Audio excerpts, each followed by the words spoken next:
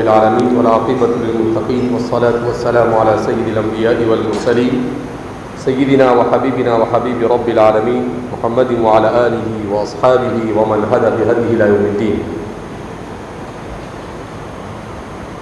New education قومی تعلیمی policy کے اوپر جو یہاں پر ایک پروگرام منعقد کیا جا رہا ہے، یہ واقعتاً ایک بہت سنجیدہ موضوع ہے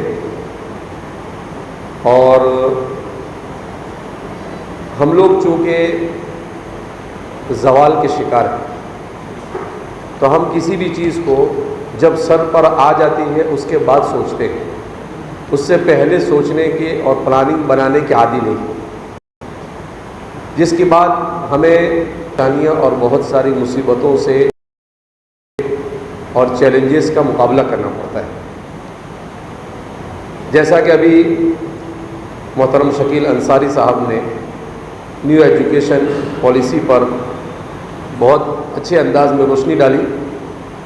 اس پالیسی کا جب میں نے اس سے پہلے بھی میں نے اسٹڈی کی تھی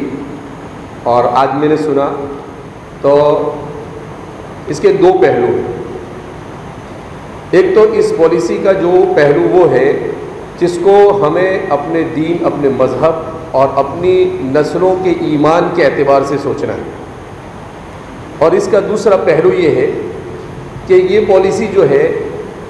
بڑی خرچیلی پالیسی، یعنی اس پالیسی کو یہی کہہ سکتے ہیں کہ خرچالو پالیسی، جس میں ٹیچر کے لیے بھی جہاں اس کو اپنے آپ کو ٹیچر بنانے کے لیے جیسا سر نے کہا کہ اسے ملٹی انفارمیشن لینی پڑے گی، یعنی ظاہر سی بات ہے جب ڈیجیٹل اور اس کو پڑھانا ہے تو پہلے تو ڈیجیٹل انسٹرومنٹ کیسے یوز کیے جاتے ہیں وہ سیکھنا پڑے گا، پھر اس پر پڑھانا ہے تو کون سے سافٹ ویئر پر وہ اپنا سبق تیار کرے گا، پی پی ٹی کیسے تیار کرنا پاور پوائنٹ کے اوپر، اور کس طریقے سے بچوں کو اگر ویڈیو سے کوئی بات بتانی ہے وہ کیسے بتانی، اور اس کے لیے اور پی پی ٹی جب وہ سیکھے گا تو اس کے لیے اس کے کمپوزنگ سیکھنی پڑے گی، وہ جب سیکھے گا اور ایڈیٹنگ کے لیے تو پھر ظاہر سی بات ہے اسے یہ بھی سیکھنا پڑے گا کہ ویڈیو ایڈیٹنگ کیسے ہوتی ہے، اسے فوٹو شاپ بھی سیکھنا پڑے گا. یعنی ایک ٹیچر کو ساری دنیا سیکھنی پڑے گی. یہ بات سر کی بات سے میری سمجھ میں آئی کہ اسے ہر چیز کے لیے تیار ہو. اسی لیے سر نے کہا کہ اب اس ایجوکیشن پالیسی کے آنے سے پہلے اگر ہمارا ٹیچر تیار نہیں ہوتا ہے تو ہمارا معاشرہ ویسے ہی پسماندگی، تعلیمی میدان میں پسماندگی سے گزر رہا ہے، وہ مزید اور بہت ساری پریشانیوں کا شکار ہو سکتا ہے. اس لیے ٹیچر کی ذمہ داری بہت زیادہ بڑھ جاتی ہے. اس ایجوکیشن پالیسی کا ایک دوسرا رخ وہ ہے جیسا کہ بتلایا جاتا ہے کہ یہ کہتے ہیں کہ ہم ہندوستان کی قدیم تہذیب کا احیاء کریں گے. تو اس میں یہ بات بیان کی جا رہی ہے کہ بھائی ہم سنسکرت کو آگے بڑھائیں گے.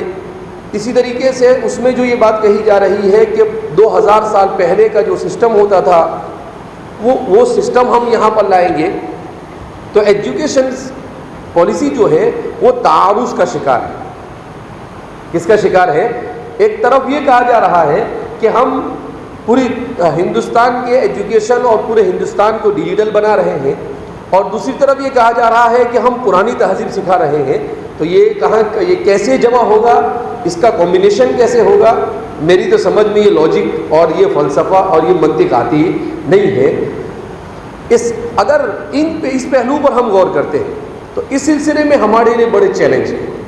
ہم جانتے ہیں موجودہ مرکزی حکومت کی پالیسیز کو، تو اس کی پالیسی تو بس ایک ہی ہے، ان کے پاس ایک ہی کارڈ ہے اور وہ ہے ہندو مسلم کارڈ. تو ظاہر سی بات ہے یہ اس پالیسی کو لا کر بھی اپنے اسی سیاسی مفاد کو حاصل کرنا چاہتے ہیں. ان کو قوم سے، ون نیشن ون ایجوکیشن، اس سے بھی کوئی مطلب نہیں ہے. قرآن کریم کہتا ہے یوحی بعضهم الی بعض زخرف القول غرورا، 8ویں پارے میں قرآن کہتا ہے کہ یہ شیاطین الانس والجن، انسانوں اور جناتوں کے شیاطین ہوتے ہیں، ایک دوسرے سے سرگوشی کرتے ہیں، اور قرآن نے عجیب الفاظ استعمال کیا، زخرف القول غرورا، اور بڑے اچھے الفاظ استعمال کر کر لوگوں کو دھوکہ دیتے ہیں. تو یہ دھوکہ بہت بڑا دھوکہ ہونے جا رہا ہے. پورے ہندوستان کے صرف مسلمانوں کے ساتھ نہیں پوری قوم کے ساتھ دھوکہ ہونے جا رہا ہے۔ تو اس سلسلے میں سب سے اہم بات مسلمان کے لیے جو ہے وہ یہ ہے کہ اس پالیسی کے ہمارے بچوں کے نظریات پر، ان کے عقیدے پر، ان کی فکر پر، ان کی تھنکنگ پر کیا اثر مرتب ہوگا۔ یہ ہمارے لیے سب سے بڑا چیلنج ہے،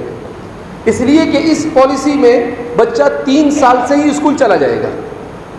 اور بچہ 18 سال تک اسکول میں رہے گا،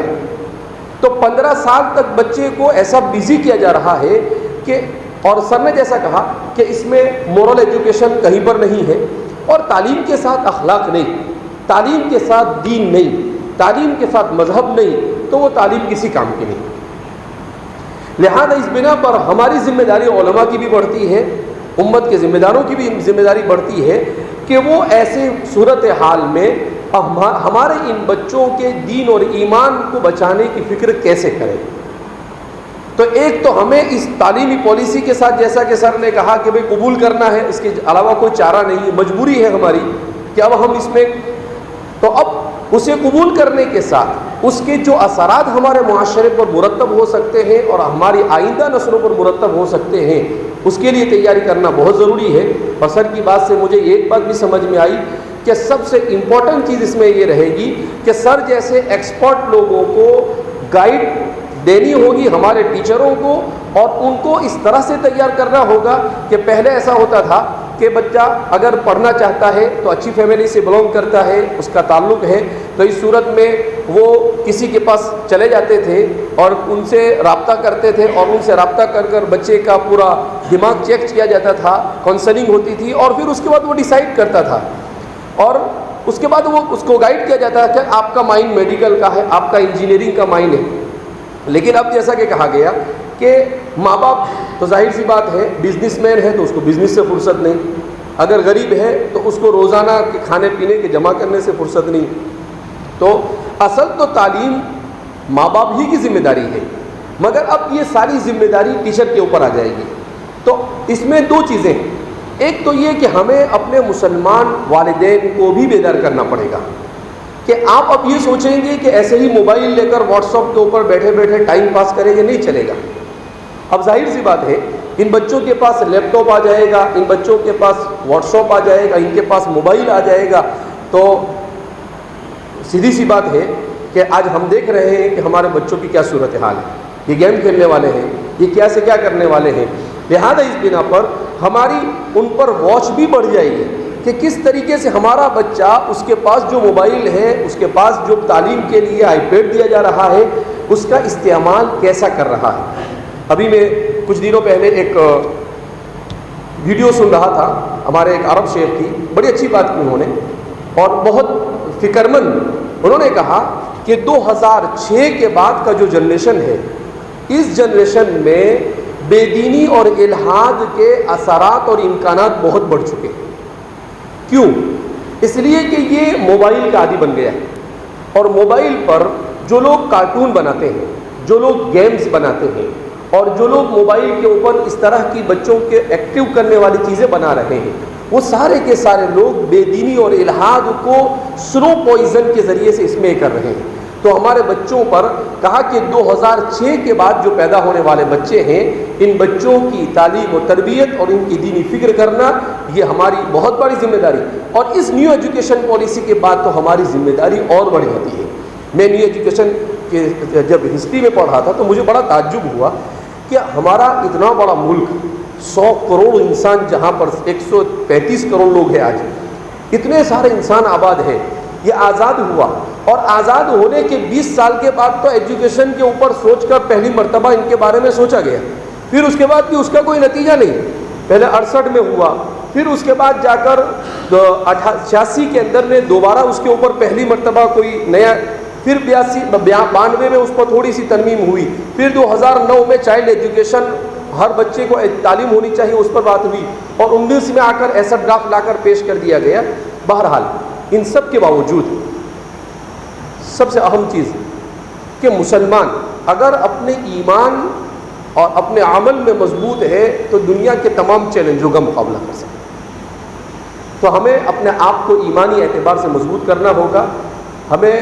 مایوس اور نا امید ہونے کی ضرورت نہیں، لیکن اتنا ضرور ہے کہ جو ہم غفلت کی نیند سو رہے ہیں اس سے ہمیں بیدار ہونا ہوگا، اور ہمیں اپنے آپ کو معاشرے کے ہر طبقے کو بیدار کرنا ہوگا دینی اور تربیتی اعتبار سے۔ اللہ رب العزت ہم سب کو اس کانفرنس کے ذریعے سے اس طرح کی بیداری معاشرے کے اندر میں پیدا ہو، ایسی کوشش اور محنت کرنے کی توفیق مرحمت فرمائے، اور اللہ ہمارے آئے ہوئے ان تمام کے تمام مہمانوں کو جزائے خیر عطا فرمائے، اور ہمارے جن ساتھیوں نے اس پروگرام کا انعقاد کیا ہے اللہ انہیں بھی جزائے خیر عطا فرمائے۔ جیسا کہ سر نے کہا کہ مہاراشٹر میں لاک ڈاؤن کے بعد یہ پہلی مرتبہ ایسا ہو رہا ہے، تو